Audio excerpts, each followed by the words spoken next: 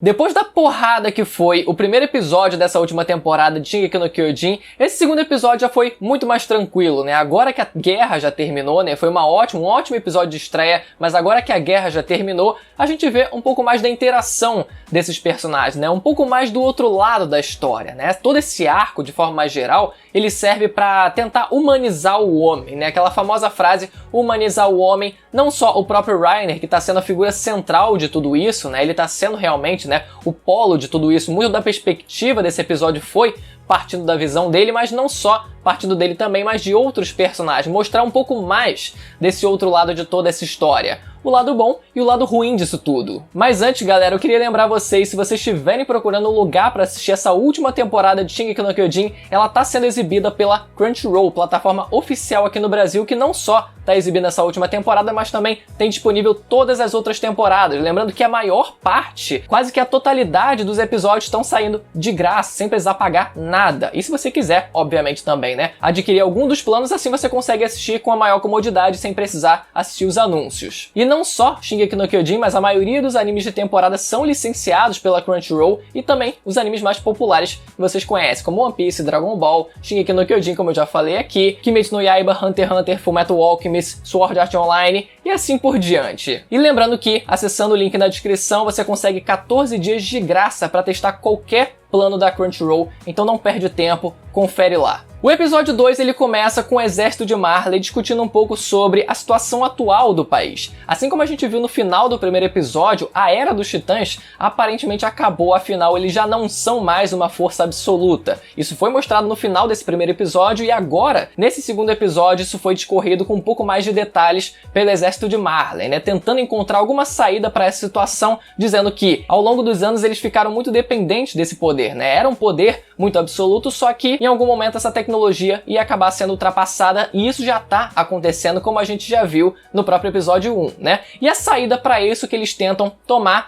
é tentar, mais uma vez, tomar o poder do Titã Fundador que tá lá na Ilha de Parades. E essa medida acaba sendo um pouco contraditória com o discurso deles, né? Porque ao mesmo tempo em que eles estão dependentes do poder de Titã, eles vão atrás de mais dependência desse poder de Titã. Acaba sendo uma medida paliativa que funciona, porque se eles conseguirem o poder do Titã Fundador, no fim das contas vai ser um poder muito grandioso, mas acaba gerando essa pergunta, né? Será que eles vão continuar dependentes desse poder? Será que eles vão continuar relaxando? Ou depois, se eles conseguissem, ou se eles conseguirem o poder do Titã Fundador, se eles iam cair na real e parariam de depender tanto desse poder? Inclusive, muito do contexto do que está acontecendo nessa discussão pode ser sintetizado com um personagem muito curioso, que é o personagem com maior destaque na mesa ali de discussão, que se você colocar um bigodinho nele, o personagem ele fica muito familiar.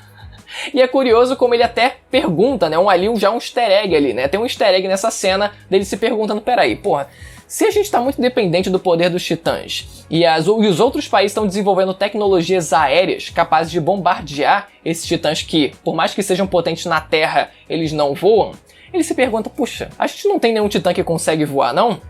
Como eu falei no começo do vídeo, o Reiner ele acaba sendo a figura central de tudo o que está acontecendo, dessa nova perspectiva desses personagens que a gente está começando a acompanhar agora. Não é à toa que ele é o que está mais em evidência, por exemplo, no pôster dessa última temporada, né? A gente vê o Eren, por exemplo, na forma de titã, mas a gente só vê ele lá. Ele é o personagem que está em maior destaque depois do Eren naquele pôster. Então isso não é à toa, porque o personagem ele tem, de fato, um destaque muito grande que não vai parar por aí. Isso vai continuar, mas nesse episódio a gente vê ele já traumatizado, ainda traumatizado com o que aconteceu, mesmo depois de todos esses anos. Mesmo depois de todas as guerras, depois de toda a guerra que ele passou, depois daquela luta que ele enfrentou contra a tropa de exploração, ainda assim o trauma dele acaba sendo a própria tropa de exploração. Até por uma questão mais afetiva também, né? Uma questão mais emocional ali, não simplesmente uma questão de vida ou morte, uma questão de ter corrido esse risco de acabar morrendo, mas sim também por conta de todo o laço, de todo o conflito que envolve o emocional e o psicológico desse personagem. Então, quando a gente vê o Zeke falando sobre, e isso é muito importante, né? Quando ele cita os Ackerman como sendo figuras extremamente perigosas, acaba linkando, fazendo a transição perfeita quando o Reiner acorda do sonho dele, né? Do pesadelo dele, melhor dizendo, quando ele lembra dele sonhando naquele momento com os Ackerman também. E não só o Reiner, mas a gente vê também a apresentação de novos personagens, né? O Porco, por exemplo, e a Pieck, que a gente não conhecia até então na forma humana, nesse episódio ela finalmente aparece e ela é, de fato, uma mulher, para surpresa de todo mundo. Quando também foi revelado no mangá, também foi uma surpresa muito grande ela ser uma mulher, porque o titã dela não aparenta ter uma fisionomia feminina. Depois, no mangá, o Isayama ele tenta disfarçar um pouquinho, tenta ali dar uma feminilidade um pouquinho maior pro Titã, mas ainda não é de forma tão grosseira assim, né? Continua com a aparência bem masculina. E o Porco, que a gente conhece agora finalmente, né? A gente não conhecia ele antes, mas que ele herdou o poder do Titã Mandíbula depois que a Ymir foi sacrificada, depois que ela foi morta, e isso foi dito no próprio episódio que aquilo foi meio que vontade dela de devolver o poder de Titã que não pertencia a ela. Talvez em partes ali, né, por todo o contexto de vida dela também, ela não achava que talvez merecesse viver. Enfim, é muito mais complexo do que isso, mas ele resume basicamente a isso e ele consegue o poder de volta, né? E aí a gente vê muito da relação entre esses personagens, né? O Porco, por exemplo, ele não é tão amigo assim do Reiner. É curioso isso, porque a gente viu eles atuando no episódio passado, né? Eles tendo uma química boa até, em questão de combate, né? A gente viu o Porco conseguindo salvar o Reiner em dado momento ali, mas agora nesse episódio a gente já vê o contrário, né? A gente vê que fora do campo de batalha eles não são tão amigos assim, né? O Porco ainda sente muito a perda do irmão dele, que a gente vai ver no episódio que vem provavelmente exatamente o que aconteceu. Inclusive teve um corte na cena da Pieck que a gente não viu ela andando de 4. A gente viu que ela tava ali com a muleta, tendo dificuldade de andar porque ela tava meses e meses na forma de titã. A gente viu ela depois na reunião dos guerreiros de Marley, ela deitada no sofá como se fosse ainda, como se ainda tivesse na forma de titã, mas a gente não viu ela andando de 4.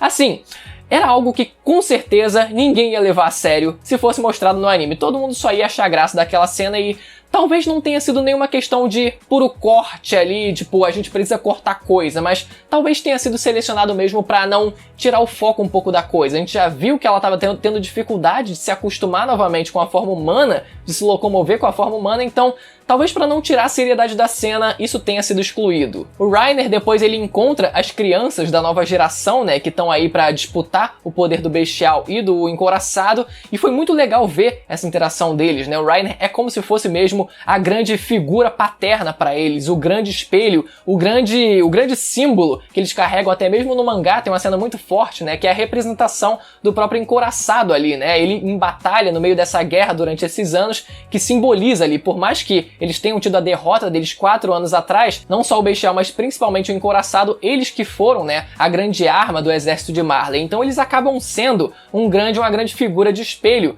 para essa nova geração. Então, por mais que a gente veja o Reiner nessa situação depressiva, pós-traumática também, a gente vai ver isso muito mais a fundo nos próximos episódios, mas é muito curioso ver como, independente das dificuldades que o personagem esteja passando, né, psicológicas mesmo, ele ainda consegue manter esse símbolo, esse espelho para essa nova geração que funciona mais pela perspectiva dessa nova geração, porque crianças naturalmente não têm um olhar tão afiado assim para perceber as nuances, então é natural que elas só consigam enxergar a casca do personagem. Já no trem, na volta pra casa deles, a gente vê os eldianos comemorando essa vitória, exaltando a Gabi no colo também, né, toda aquela festa, e foi muito legal que um personagem, por mais que vários ali do alto escalão quisessem que o pessoal fosse silenciado, porque, meu Deus, os caras fazendo barulho, lembrou muito aquela cena do Titanic, né, o Titanic também tinha muito isso. O alto escalão ali, a galera top, ficava só ali comportadinha e tal, né, ficava ali de forma séria, comportada, e a ralé lá embaixo festejando um monte, né, fazendo uma porrada de barulho como se não fossem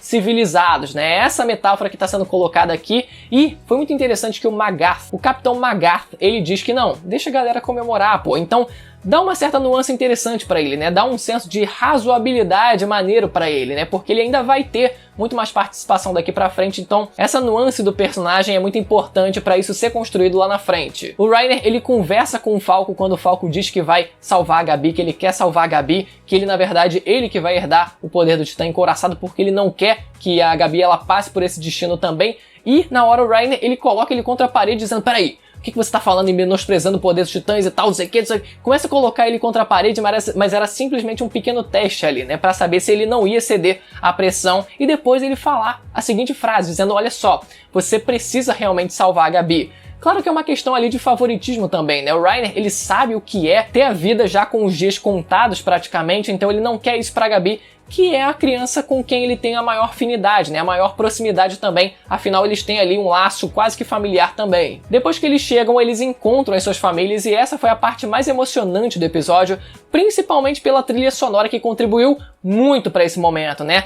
O campo de concentração ali se abrindo, eles podendo ali finalmente, né? Finalmente abraçar as suas famílias, não é à toa ali, aquele portão se abrindo ali, as bandanas, a gente já sabe, né? Tem toda uma metáfora ali, né, da Alemanha ali da Segunda Guerra Mundial, isso já ficou muito claro e a gente vê esse campo de concentração ali, já viu também na terceira temporada, a gente tá vendo isso de novo agora, mas essa cena foi impactante como foi, principalmente por conta da trilha sonora. Se não fosse a trilha, perderia eu acho que 60% do efeito que teve. Eu consegui me sentir emocionado com os personagens ali se abraçando. Mas além desse reencontro com as famílias que foi muito feliz, a gente tem também o outro lado dessa moeda, né? Que são os soldados voltando com estresse pós-traumático de toda essa guerra, né? Os eldianos menos favorecidos, né? Menos elitizados ali, que acabam sofrendo com tudo isso, com os efeitos da guerra, não só físicos, alguns perdendo membros também, mas também psicológicos, né? E além disso, os caras na fila lá soltando bullying, né? Tipo, olha só, não sei o que, BOW! Simulando uma bomba só pra rir da cara deles lá com medo, cara. E no meio disso, a gente tem um personagem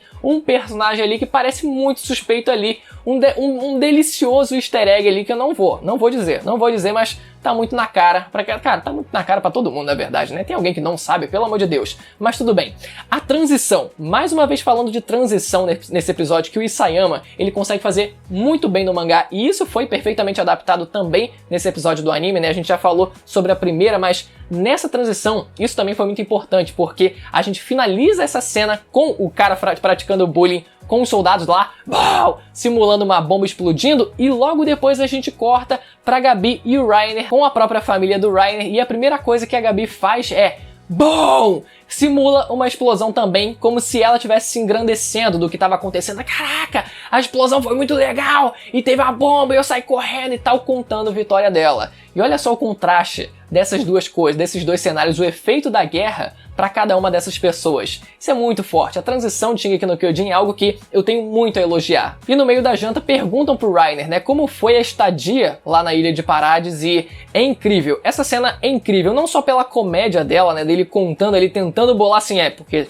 tinha uma garota lá que, porra, vocês acreditam, ela roubou uma batata. Vocês não estão entendendo, ela roubou uma batata e não quis devolver a batata, tá ligado? Foi muito boa essa cena, não só pela comédia dela, mas pela sinceridade nas próprias palavras do Reiner. Porque naquele momento, ele realmente não sabia. No fundo, ele não sabia o que dizer de ruim daquelas pessoas, porque ele conseguiu entender, ele conseguiu ter empatia com aquelas pessoas e perceber que elas não eram pessoas ruins. Eles não eram eldianos do mal que precisavam ser exterminados. Ele percebeu isso, então na hora ele tentou ali inventar qualquer desculpa para dizer que eles eram maus. Não eram. E já no final do capítulo, os guerreiros de Marley decidem se reunir para falar sobre a atual situação, né? Toda aquela conversa, por mais que aparentemente fosse privada, só deles ali, tinha ali um material de escuta para todos os marleyanos, eles conseguiriam ouvir o que estava sendo discutido. Eles não tinham nenhuma privacidade, e isso inclusive é citado no começo do capítulo, né? O Eldiano não tem que ter privacidade nenhuma, eles têm essa conversa e eles decidindo o que fazer, né? O que fazer na prática para eles conseguirem ali recuperar o poder do Titã fundador. E a saída é tentar entrar em contato com o detentor do poder do Titã Martelo de Guerra. Esse que já apareceu no trailer da última temporada, vocês já viram com certeza, mas tá sendo finalmente introduzido esse personagem, não só ele, mas a família Taibar também, né? Todo o contexto que foi explicado pra gente sobre essa família, sobre eles terem sido meio que desassociados dos eldianos convencionais que foram pra Ilha de Parades, e esses eldianos que são mantidos num campo de concentração, eles conseguiram ali, por terem ido contra o rei da época, né? Eles conseguiram se desassociar dos eldianos e assim conseguir manter uma vida um pouco mais próspera, né, ao longo desses anos. Assim como foi citado nessa conversa, toda história precisa de um narrador, e o narrador para essa história é a família Taibar, é essa família que vai tentar convencer o resto da população, o resto do mundo, o resto dos líderes mundiais a irem contra a Ilha de Parades, a se unirem contra esse mal em comum. Esse episódio, se eu não me engano, ele adaptou 2,5 capítulos do mangá, tá bem aceleradinho ali, mas tá num ritmo bem bacana. A animação, não tenho o que falar, tá perfeito, sombreado, a fluidez quando a gente vê o jantar do Reiner com a família lá, tava todo mundo fluido ali conversando, tava bem produzido mesmo, sombreamento na pele deles também, mas a questão dos cortes, algumas coisinhas elas foram tiradas ali, né, coisinhas pouco menos importantes, excesso de diálogo em alguns momentos, nada que realmente estrague a experiência, nada que seja um grande corte fatídico que vai assassinar completamente a adaptação dessa temporada. Alguns cortes precisam ser feitos, mas ficou na medida certa no fim das contas. Mas um corte que ficou de fora que eu achei fundamental é a localização geográfica da Ilha de Paradis e o Reino de Marley, né? A gente precisa ter essa imagem sendo exposta no anime, mas no mangá a gente já tem todo esse mapa, a gente consegue visualizar exatamente onde fica cada um desses lugares. Não vou colocar a imagem aqui pra não estragar um pouco da experiência também, né? Eu não sei porque eu tô falando isso, porque eu sou a pessoa que mais dá spoiler nos youtubers de anime, mas tudo bem. Dessa vez eu vou deixar passar porque eu preciso, galera, que vocês se inscrevam no canal pra assim a gente poder acompanhar junto essa jornada da última temporada. Galera, é a última temporada, então não deixa de estar inscrito pra não perder nenhum vídeo de Shingeki no Kyojin que sai nesse canal. E aproveita também e ativa o sininho pra receber as notificações dos próximos vídeos. Beleza? Conto com a sua inscrição. Até a próxima. Tchau!